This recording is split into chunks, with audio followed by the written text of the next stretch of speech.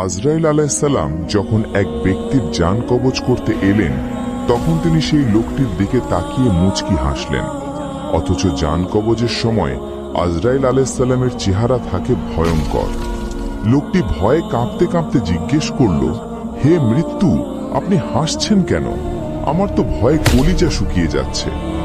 আজরাইল আলাইহিসসালাম বললেন, তোমার জান নেওয়ার জন্য আমাকে আল্লাহ এমন এক নির্দেশ দিয়েছেন যা শুনে আমি নিজেই অবাক হয়ে গেছি। আজরাইল আলাইহিসসালাম বললেন, সাধারণত পাপিষ্ঠটির জান আমি আগুনের শলাকা দিয়ে টেনে বের করি, আর নেককারদের জান কুলের মতো তুলে নিই। কিন্তু তোমার ক্ষেত্রে আল্লাহ হুকুম দিয়েছেন, জান কবজের আগে তোমাকে যেন জান্নাতের সুঘ্রাণ শুকিয়ে দিই এবং সালাম জানাই। লোকটি অবাক হয়ে বলল, আমি তো সাধারণ মানুষ, আমার এমন কি আমল ছিল